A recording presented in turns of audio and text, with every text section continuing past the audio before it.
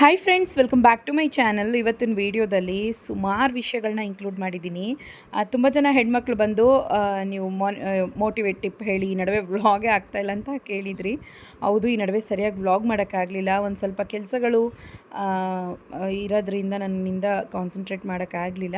ಆಗಾಗ ಕ್ಲಿಪ್ ತೆಗೆದಿಟ್ಕೊಂಡಿದ್ದೆ, ಆದರೆ ಅಪ್ಲೋಡ್ ಮಾಡೋಕ್ಕಾಗಲಿಲ್ಲ ನನ್ನಿಂದ. ಸೊ ಇವತ್ತು ಬಂದು ನಾನು ರೆಗ್ಯುಲರ್ ವ್ಲಾಗೇ ಹಾಕ್ತಾಯಿದ್ದೀನಿ. ಮತ್ತು ಮೋಟಿವೇಟ್ ಟಿಪ್ ಅಂತ ಬಂದಾಗ ಇವತ್ತಿನ ವಿಡಿಯೋದಲ್ಲಿ ಒಂದು ಒಳ್ಳೆ ವಿಷಯನ ಹೇಳಿದ್ದೀನಿ. ಖಂಡಿತವಾಗ್ಲೂ ನಿಮಗಿದು ಅನ್ವಯನೂ ಆಗ್ಬೋದು, ಎಕ್ಸ್ಪೀರಿಯೆನ್ಸ್ ಕೂಡ ಆಗಿರಬಹುದು. ಆದರೆ ನನಗೆ ಗೊತ್ತಿರೋದನ್ನ ಹೇಳಿದ್ದೀನಿ, ತಪ್ಪಿದರೆ ಕ್ಷಮಿಸಿ. ಹಾಗೆ ನಾನು ನನ್ನ ಮಗ ಇಬ್ಬರೂ ಮನೆ ಮೇಲೆ ಬಂದ್ವಿ. ಅವ್ರಿಗೆ ಹಾಗೆ ಒಂದು ಸ್ವಲ್ಪ ಕುತ್ಕೊಂಡು ಒಂದು ಸ್ವಲ್ಪ ಹೊತ್ತು ಎಳ್ನೀರೆಲ್ಲ ಕುಡಿಯೋಣ ಅಂತ ಹೇಳಿ ಬಂದ್ರಿ. ಮೊನ್ನೆ ಎಳ್ನೀರು ಒಂದು ಸ್ವಲ್ಪ ಇಳಿಸಿದ್ವಿ. ಅದರಲ್ಲಿ ಒಂದು 2-3 ಕಾಯಿಗಳು ಉಳಿದಿತ್ತು. ಅದರಲ್ಲಿ ಒಂದು 2 ಕಾಯಿ ಒಡೆದು ಅವನಿಗೆ ಕುಡಿಯೋದಕ್ಕೆ ಕೊಟ್ಟೆ. ಸೊ ಈಗ ಬಿಸಿಲಿರೋದ್ರಿಂದ ಮಕ್ಕಳಿಗೆ ಎಳ್ನೀರು, ನಾರ್ಮಲ್ ವಾಟ್ರ್, ಇಲ್ಲ ಚಿಯಾ ಸೀಡ್ಸ್ ವಾಟ್ರು ಈ ಥರ ಆದರೂ ಒಂದು ಸ್ವಲ್ಪ ಕೊಡ್ತಾ ಇರಬೇಕು ಅಂತ ಹೇಳ್ತಾರೆ. ಹಾಗಾಗಿ ನಾನು ಒಂದು ಸ್ವಲ್ಪ ಎಳ್ನೀರು, ಸ್ವಲ್ಪ ತಂಪಾಗಿರೋ ವಿಷಯಗಳನ್ನ ಮಾಡ್ತಾನೆ ಇರ್ತೀನಿ. 2 ದಿವ್ಸಕ್ಕೆ 3 ದಿವ್ಸಕ್ಕೆ ಒಂದ್ಸಲ ಹರಳೆಣ್ಣೆ ಹಾಕಿ ಸ್ಕೂಲಿಗೆ ಕಳಿಸೋದು, ಈವ್ನಿಂಗ್ ಇಲ್ಲ ನೆಕ್ಸ್ಟ್ ಡೇ ಬಂದು ಸ್ನಾನ ಮಾಡೋದಕ್ಕೆ ಹೇಳೋದು, ಈ ರೀತಿ.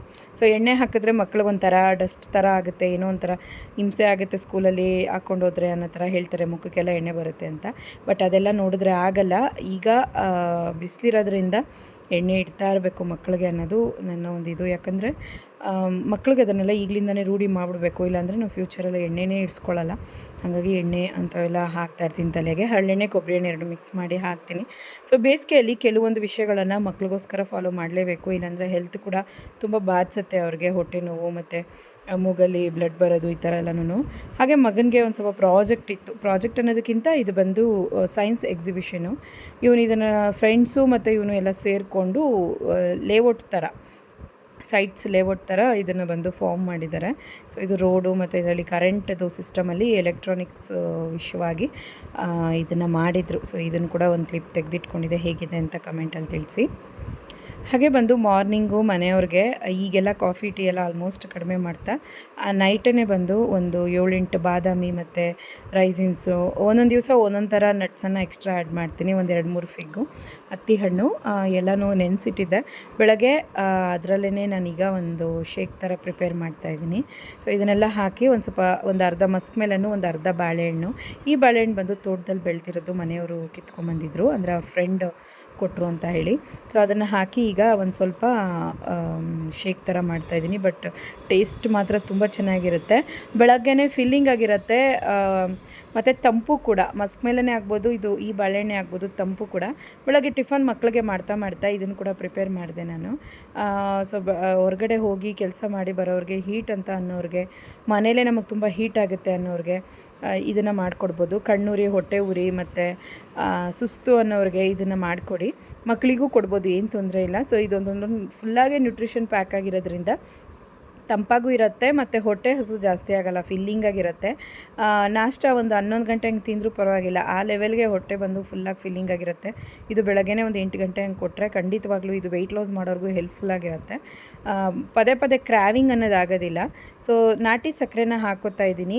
ಸಕ್ಕರೆ ಯೂಸ್ ಮಾಡಲ್ಲ ನಾವು, ನಮ್ಗೆ ಇಷ್ಟ ಆಗಲ್ಲ ಅನ್ನೋರು ಡೇಟ್ಸ್ನ ಆ್ಯಡ್ ಮಾಡ್ಕೋಬೋದು. ಇಲ್ಲ ಡಯಟಲ್ಲಿರೋರು ಸಕ್ಕರೆನ ಸ್ಕಿಪ್ ಮಾಡಿ ಒಂದು 2 ಡೇಟನ್ನು ಬಂದು ಹಾಕ್ಕೊಳ್ಳಿ. ಹಾಗೆ ಇದು ನೆನೆಸಿಟ್ಟಿರೋ ನೀರನ್ನೇ ಹಾಕಿ ರುಬ್ಕೊಳ್ತಾ ಇದ್ದೀನಿ. ಎಕ್ಸ್ಟ್ರಾ ಹಾಲೆಲ್ಲ ಏನೂ ಹಾಕ್ತಾಯಿಲ್ಲ ನಾನು. ನಿಮಗೆ ಮಕ್ಕಳಿಗೆಲ್ಲ ಕೊಡ್ತೀರಾ ಅಂದರೆ ಹಾಲು ಹಾಕ್ಬಿಟ್ಟೆ ಕೊಡಿ. ಒಂದೊಳ್ಳೆ ಡಯಟ್ ಇರೋರಿಗೆ, ವೆಯ್ಟ್ ಲಾಸ್ ಮಾಡೋರಿಗೆ, ಕ್ರ್ಯಾವಿಂಗ್ಸ್ ಇರೋರಿಗೆ ಇದನ್ನು ಕೊಟ್ಟರೆ ಖಂಡಿತವಾಗ್ಲೂ ಹೊಟ್ಟೆ ಹಸಿ ಬೇಗನೂ ಆಗಲ್ಲ ಮತ್ತು ಅದು ಇದು ತಿನ್ನಬೇಕು ಅಂತ ಕೂಡ ಅನಿಸೋದಿಲ್ಲ. ಸೊ ಒಂದು ಲೋಟ ಸಾಕು ಅನಿಸುತ್ತೆ, ಅಷ್ಟರ ಮಟ್ಟಿಗೆ ಫಿಲ್ಲಿಂಗ್ ಆಗಿರುತ್ತೆ. ಇದನ್ನು ನಾನು ಕೂಡ ತೊಗೊಳ್ತಾ ಇದ್ದೀನಿ. ಸೊ ಒಂದೊಳ್ಳೆ ಎನರ್ಜಿಯಾಗಿರುತ್ತೆ ಬೆಳಗ್ಗೆನೇ. ಬಿಸಿಲು ಟೈಮಲ್ಲಿ ಪದೇ ಪದೇ ನೀರು ಕುಡಿಬೇಕು, ಸುಸ್ತಾಗ್ತಾ ಇರುತ್ತೆ. ಬಟ್ ಇದನ್ನು ತೊಗೊಂಬಿಟ್ರೆ ಸುಸ್ತನ್ನೋದೇ ಇರೋದಿಲ್ಲ, ಆ ಲೆವೆಲ್ಗೆ ಇದು ಬಂದು ಅಷ್ಟು ಬೂಸ್ಟ್ ಮಾಡುತ್ತೆ ನಮಗೆ ಎನರ್ಜಿಯನ್ನು. ಒಂದ್ಸಲಿ ಟ್ರೈ ಮಾಡಿ ನೋಡಿ. ಹಾಗೆ ಬಂದು ನಾನು ನನ್ನ ಮಗ ಒಂದು ಸ್ವಲ್ಪ ಕೆಲಸ ಇತ್ತು, ಹಾಗಾಗಿ ದೇವನಹಳ್ಳಿಗೆ ಹೋಗ್ತಾ ಇದ್ದೀವಿ. ಆಟೋನೇ ಬುಕ್ ಮಾಡ್ಕೊಂಡು ಹೋಗ್ತಿದ್ದೆ, ಯಾಕಂದರೆ ಬಸ್ಗೆ ವೆಯ್ಟ್ ಮಾಡಿದ್ರೆ ಲೇಟ್ ಆಗುತ್ತೆ ಅಂತ ಹೇಳಿ. ಈವ್ನಿಂಗ್ ಸ್ಕೂಲಿಂದ ಮಕ್ಕಳಿಬ್ಬರು ಬಂದ ಮೇಲೆ ನಾನು ನನ್ನ ಮಗ ಇಬ್ಬರೂ ಆಟೋದಲ್ಲಿ ಹೋಗ್ತಾ ಇದ್ದೀವಿ.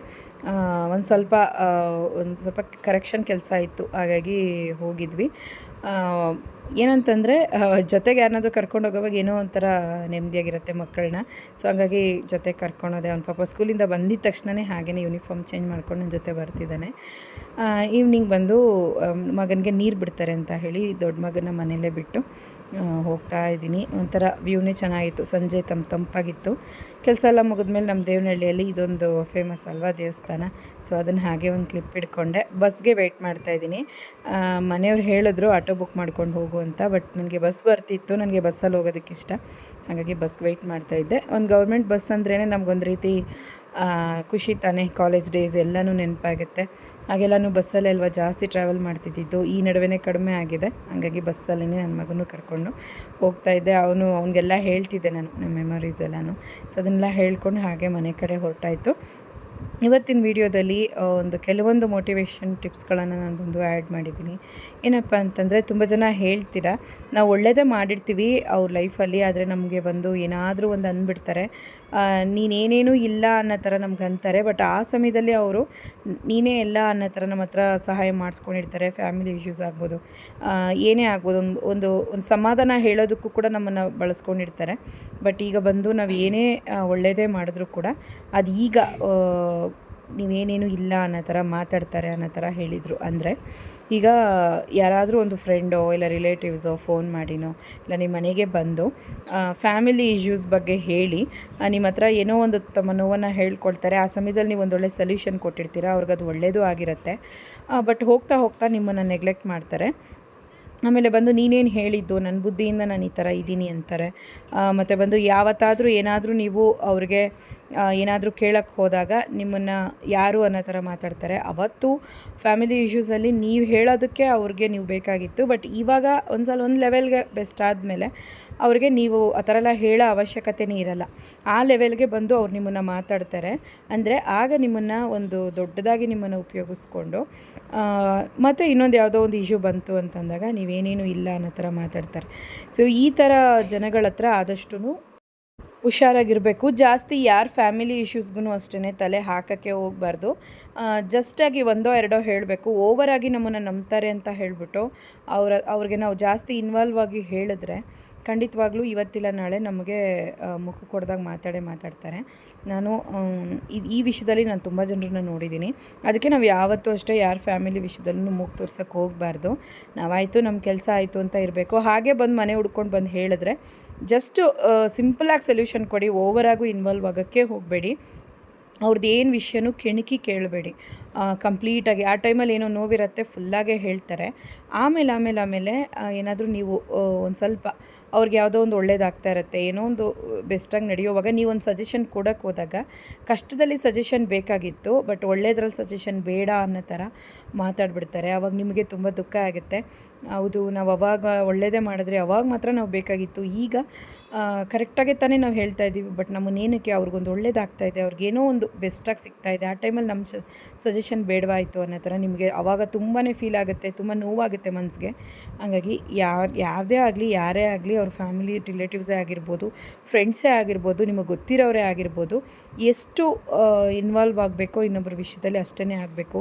ಹೆಚ್ಚಿಗೆ ಇನ್ವಾಲ್ವ್ ಆದಾಗ ಖಂಡಿತವಾಗ್ಲೂ ನೋವೇ ಲಾಸ್ಟಲ್ಲಿ. ಸೊ ಇದನ್ನು ಮಾತ್ರ ಮನಸ್ಸಲ್ಲಿ ಯಾವಾಗೂ ಇಟ್ಕೊಳ್ಳಿ. ಇದು ನಾನು ತುಂಬಾ ಎಕ್ಸ್ಪೀರಿಯೆನ್ಸ್ ಮಾಡಿದ್ದೀನಿ.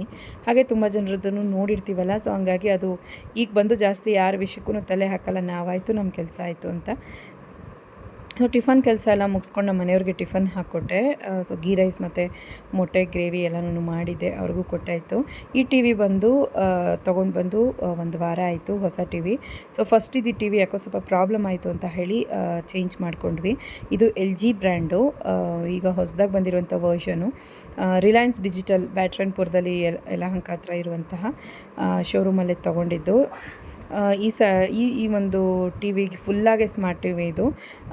ನಮಗೆ ಅಮೆಝಾನ್ ಆ್ಯಪ್ಸು, ಅಮೆಝಾನ್ ಪ್ರೈಮ್ ಏನಿದೆ ಮತ್ತು ಹಾಟ್‌ಸ್ಟಾರ್ ಏನಿದೆ ಎಲ್ಲನೂ ಡೈರೆಕ್ಟಾಗೆ ಕನೆಕ್ಟ್ ಮಾಡ್ಕೋಬೋದು. ಡಿಶ್ ಇಲ್ಲ ಅಂದಾಗ ಯೂಸ್ ಮಾಡ್ಕೋಬೋದು. ಪರವಾಗಿಲ್ಲ, ಚೆನ್ನಾಗಿದೆ ಅಂತ ಅನ್ನಿಸ್ತು. ಸರಿ, ಹಾಗಾಗಿ ಒಂದು ಸ್ವಲ್ಪ ದೊಡ್ಡದಾಗೆ ನೋಡೇ ತೊಗೊಂಬಂದ್ವಿ. ಇದು ಕಾರ್ನರ್ ಟು ಕಾರ್ನರ್ ಬಂದು 55 ಇಂಚ್ ಬರುತ್ತೆ. ನಮಗೆ ಫುಲ್ ಸೈಡ್ ಬೈ ಸೈಡ್ ಬಂದು ನನಗೆ ಟೋಟಲಾಗಿ 49 ಅನ್ಕೋತೀನಿ, 55 ಅಂತಲೇ ಹೇಳೋದು ಇದಕ್ಕೆ. ಸೊ ಇದನ್ನು ಬಂದು ನಮಗೆ ಸ್ಯಾಟರ್ಡೇ ತೊಗೊಂಡ್ವಿ. ನಮಗೆ ಇದು ಬಂದು ಭಾನುವಾರ ಡೆಲಿವರಿ ಕೊಟ್ಟರು. ಹಾಗೆ ಇನ್ಸ್ಟಾಲೇಷನ್ ಎಲ್ಲನೂ ಭಾನುವಾರನೇ ಮುಗೀತು. ಟಿ ವಿ ಬಂದು ನಾವು ಅಲ್ಲೇ ಡಿಜಿಟಲ್ ಅಲ್ಲೇ ನಾವು ನೋಡಿಬಿಟ್ಟು ಫುಲ್ಲಾಗೇ ಅಲ್ಲಿ ಡೆಮೋ ಎಲ್ಲ ತೋರಿಸಿದ್ರು. ಸರಿ ಯಾವುದಕ್ಕೆ ಏನೇನು ಕಂಪ್ಯಾರಿಷನ್ ಎಲ್ಲನೂ ತೋರಿಸ್ತಾರೆ. ಸ್ಯಾಮ್ಸಂಗ್ ಆಗಲಿ ಸೋನಿ ಆಗಲಿ ಪ್ರತಿಯೊಂದು ಅಷ್ಟೇ ಕಂಪ್ಯಾರಿಷನ್ ಮಾಡಿ ಡಿಸ್ಪ್ಲೇ ತೋರಿಸಿ ದೂರದಿಂದ ನಿಂತು ಹತ್ತಿರದಿಂದ ನೋಡಿ ಪ್ರತಿಯೊಂದು ಅಷ್ಟೇ ಎಲ್ಲ ತಿಳ್ಕೊಂಡು ಇದಕ್ಕೆ ವಾರಂಟಿ ಪ್ರತಿಯೊಂದು ವಿಷಯ ತಿಳ್ಕೊಂಡು ನಾವು ಇದನ್ನು ಪರ್ಚೇಸ್ ಮಾಡಿದ್ದು. ಸೊ ಟಿ ವಿ ಬಂದು ನನಗೆ ಸ್ಮೂತಾಗಿ ವರ್ಕ್ ಆಗ್ತಾಯಿದೆ. ಹಾಗೆ ಬಂದು ಫೋನಲ್ಲೇ ಜಾಸ್ತಿ ನೋಡ್ತಾ ಇದ್ದಿದ್ದರಿಂದ ಸ್ಕ್ರೀನಿಂಗ್ ಅವರ್ ಕೂಡ ಜಾಸ್ತಿ ಆಗ್ತಾಯಿತ್ತು ಮತ್ತು ಕಣ್ಣುರಿ ಸುಮ್ಮನೆ ಹಿಂಸೆ ಆಗೋದು, ಒಂಥರ ಸ್ಟ್ರೆಸ್ ಆದಂಗೆ ಆಗೋದು. ಬಟ್ ಈಗ ಟಿ ವಿಯಲ್ಲೇ ಕನೆಕ್ಟ್ ಮಾಡಿಬಿಟ್ಟು ಯಾವ ಫಿಲಮ್ ಬೇಕೋ, ಯಾವುದೊಂದು ನಮಗೆ ಪ್ರೋಗ್ರಾಮ್ಸ್ ಬೇಕು, ಇಲ್ಲ ಯೂಟ್ಯೂಬ್ ಬೇಕು ಅದನ್ನೆಲ್ಲ ಪ್ಲೇ ಮಾಡಿ ದೂರದಿಂದನೇ ನೆಮ್ಮದಿಯಾಗಿ ನೋಡ್ಬೋದು. ಮತ್ತು ಈ ಟಿ ವಿಯಲ್ಲಿ ಇನ್ನೊಂದು ವಿಶೇಷತೆ ಏನಂದರೆ ನಮಗೆ ಈ ಐ ಕೇರ್ ಬರುತ್ತಲ್ಲ ನಮಗೆ ಫೋನಲ್ಲಿ, ಸೊ ನಾವು ಬ್ರೈಟ್ನೆಸ್ ಸೆಟ್ ಮಾಡ್ಕೊಳ್ಳೋದು, ಸೊ ಅದನ್ನು ಕೂಡ ಇದು ಐ ಪ್ರೊಟೆಕ್ಷನ್ ಮಾಡ್ಕೋಬೋದು. ಬ್ರೈಟ್ನೆಸ್ ಕೂಡ ನಮ್ಮ ಒಂದು ಮನೆಗೆ ನಾವು ಇರುವಂತಹ ಬ್ರೈಟ್ನೆಸ್ ಏನಿರುತ್ತೆ ಅದಕ್ಕೆ ತಕ್ಕ ಹಾಗೆ ಬಂದು ಇದು ಅಡ್ಜಸ್ಟಬಲ್ ಆಗುತ್ತೆ. ಸೊ ಮತ್ತು ಸ್ಟ್ಯಾಂಡ್ ಕೂಡ ಇದರಲ್ಲಿ ಫಿಕ್ಸ್ ಮಾಡಿರೋಂಥ ಸ್ಟ್ಯಾಂಡ್ ಬಂದು ಹಿಂದೆ ಫುಲ್ ಫ್ಲೆಕ್ಸಿಬಲ್ ಸ್ಟ್ಯಾಂಡ್ ಬಂದು ಈ ಸಲ ಹಾಕ್ಸಿದ್ದು ನಾನು. ಸೆನ್ಸಾರ್ ಬಂದು ಇಲ್ಲಿ ಕೊಟ್ಟಿದ್ದಾರೆ. ಮೊದಲು ಸೈಡಲ್ಲಿತ್ತು ಹೈಯರ್ ಟಿ ವಿಯಲ್ಲಿ, ಅದು ಬಂದು ಫುಲ್ ಟಿ ವಿನ ಒಂದು ಫಿಕ್ಸ್ ಮಾಡಿಸಿದ್ವಿ. ಇದು ಬಂದು ಫ್ಲೆಕ್ಸಿಬಲ್ ಆಗಿ ಹಾಕ್ಸಿದ್ದೀನಿ.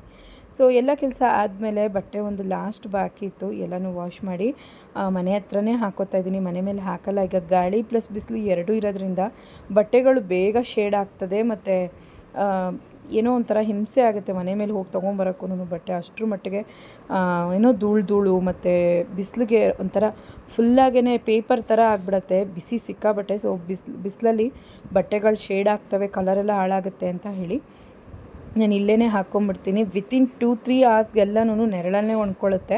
ಹಾಗಾಗಿ ನಾನು ಮನೆ ಮೇಲೆ ಹಾಕ್ತಿಲ್ಲ. ಈ ನಡುವೆ ಬಿಸಿಲು ಇರೋವರೆಗೂ ಇಲ್ಲೇ ಹಾಕೋದು ಅಂತ ಇಲ್ಲೇ ಹಾಕ್ಕೊಳ್ತಾ ಇದ್ದೀನಿ. ಶರ್ಟ್ಸು, ಕಾಸ್ಟ್ಲಿ ಶರ್ಟ್ಸು, ಇಲ್ಲ ನನ್ನ ಡ್ರೆಸ್ಗಳು ಎಲ್ಲನೂ ಫುಲ್ ಫೇಡ್ ಆಗಿಬಿಟ್ಟು ನಾವು ಹಾಕಿರೋ ಬಿಸಿಲು ಇರುವಂತಹ ಒಂದು ಬೀಳುವಂಥ ಬಟ್ಟೆ ಮೇಲೇ ಒಂಥರ ಕಲರು, ಮತ್ತು ಬಿಸಿಲು ಬೀಳದೇ ಇರೋ ಜಾಗದಲ್ಲೇ ಒಂಥರ ಕಲರ್ ಆಗುತ್ತೆ. ಬಟ್ಟೆ ಎರಡೇ ಡಬಲ್ ಕಲರ್ ಆಗುತ್ತೆ. ಸುಮಾರು ಬಟ್ಟೆ ಇದೇ ಥರನೇ ಹಾಳಾಯಿತು. ಅದಕ್ಕೆ ಇವಾಗ ಗಾಳಿಗೆ ಇಲ್ಲೇ ಒಣಗಾಕ್ಬಿಟ್ರೆ ಇಲ್ಲೇ ಒಣಕೊಳ್ಳುತ್ತೆ, ಎಲ್ಲೂ ಬಿದ್ದೋಗೋದಿಲ್ಲ. ಸೊ ಆರಾಮಾಗಿ ಇಲ್ಲೇ ಹಾಕ್ಕೋಬೋದು ಅಂತೇಳಿ ಎಲ್ಲನೂ ಇಲ್ಲೇ ಹಾಕ್ಕೊಳ್ತಾ ಇದ್ದೀನಿ. ಸೊ ಇವತ್ತಿನ ವೀಡಿಯೋದಲ್ಲಿ ಖಂಡಿತವಾಗ್ಲೂ ಈ ವಿಡಿಯೋ ನಿಮ್ಗೆ ಇಷ್ಟ ಆಗಿರುತ್ತೆ. ಯಾಕಂದರೆ ನಾನು ಹೇಳಿರುವಂಥ ವಿಷಯನ ನೀವು ಮನದಟ್ಟು ಮಾಡ್ಕೊಂಡು ನೋಡಿ. ಎಷ್ಟೋ ಜನ ಫ್ರೆಂಡ್ಲಿಯಾಗಿ ಕ್ಲೋಸ್ ಫ್ರೆಂಡ್ಸ್ ಹತ್ರ, ರಿಲೇಟಿವ್ಸ್ ಹತ್ರ, ಕೂಡ ಹುಟ್ಟಿರೋರ ಹತ್ರ ಎಷ್ಟೋ ಸಜೆಷನ್ ಕೊಟ್ಟಿರ್ತೀರ, ಎಷ್ಟೋ ಒಳ್ಳೇದು ಹೇಳಿರ್ತೀರ, ಕಾಸು ದುಡ್ಡು ಸಹಾಯ ಮಾಡಿರ್ತೀರ, ಓಡಾಡಿರ್ತೀರ, ಅವ್ರಿಗೆ ಯಾಕೆ ಬಾಣಂತನ ಕೂಡ ಮಾಡಿರ್ತೀರ. ಆದರೆ ಅವ್ರಿಗೆ ಕೆಟ್ಟದು ಅಂತ ಬಂದಾಗ, ಕಷ್ಟ ಅಂತ ಬಂದಾಗ ಫುಲ್ಲಾಗೆ ಸಪೋರ್ಟ್ ಮಾಡ್ತೀರಾ. ಅವ್ರು ಏನೋ ಒಂದು ಪರ್ಚೇಸ್ ಮಾಡಿದ್ರು, ಅವ್ರು ಏನೋ ಒಂದು ಒಳ್ಳೆ ಒಡವೆ ತೊಗೊಂಡ್ರು, ಆ ಟೈಮಲ್ಲಿ ನೀವು ಈ ಡಿಸೈನ್ ಏನಕ್ಕೆ ತೊಗೊಂಡೆ, ಬೇರೆ ತೊಗೋಬೋದಿತ್ತಲ್ಲ, ಯಾಕೆ ನನ್ನೊಂದು ಮಾತು ಕೇಳಿಲ್ಲ ಅಂತ ನೀವು ಕೇಳ್ತೀರಾ. ಆಗ ಅವ್ರು ಅನ್ಕೋತಾರೆ ನಾವು ತೊಗೊಳೋದಕ್ಕೆಲ್ಲ ಇವ್ರನ್ನ ಕೇಳಬೇಕಾ, ಇವ್ರನ್ನೇ ನಾನು ಕೇಳೋದು ಅನ್ನೋ ಥರ ಮಾತುಗಳು ಬರ್ತವೆ. ಸೊ ಇದೆಲ್ಲ ನೀವು ಕಿವಿಯಲ್ಲಿ ಬಿದ್ದಾಗ ನಿಮಗೆ ತುಂಬಾ ಹರ್ಟ್ ಆಗುತ್ತೆ.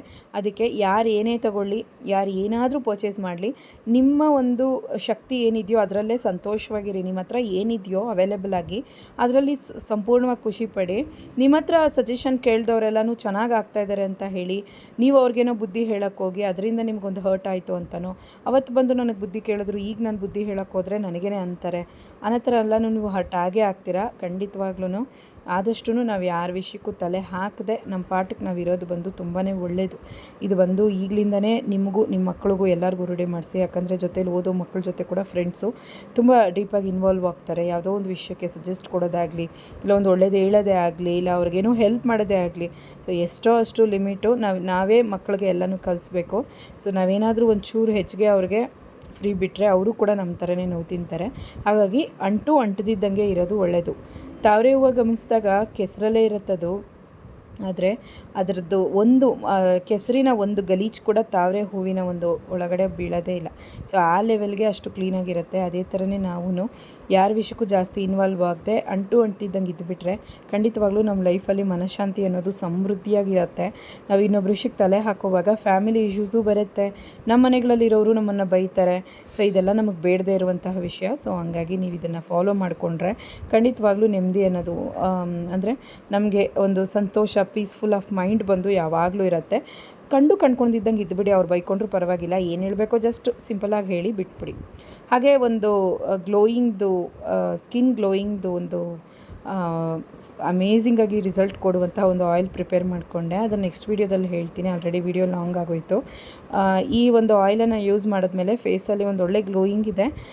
ಸ್ಕಿನ್ ಬಂದು ಒಂಥರ ಗ್ಲಾಸಿ ಲುಕ್ ಕೊಡ್ತಾ ಇದೆ ನನಗೆ. ಸೊ ಅದು ನಾನು ಆವಾಗಲೇ ಒಂದು ಕ್ಲಿಪ್ ಆ್ಯಡ್ ಮಾಡಿದ್ದೆ, ನಾನು ಆಟೋದಲ್ಲಿ ಹೋಗ್ತಾ ಇರೋದು, ಅದರಲ್ಲಿ ನೀವು ನೋಡ್ಬೋದು ಆ ಕ್ಲಿಪ್ಪಲ್ಲಿ ಫೇಸ್ ಯಾವ ಲೆವೆಲ್ಗೆ ಗ್ಲೋ ಕೊಡ್ತಾ ಇದೆ ಅಂತ. ಜಸ್ಟ್ 2-3 ಡೇಸಿಂದನೇ ಯೂಸ್ ಮಾಡ್ತಾಯಿದ್ದೀನಿ, ಪರವಾಗಿಲ್ಲ ಅಂತ ಅನ್ನಿಸ್ತು.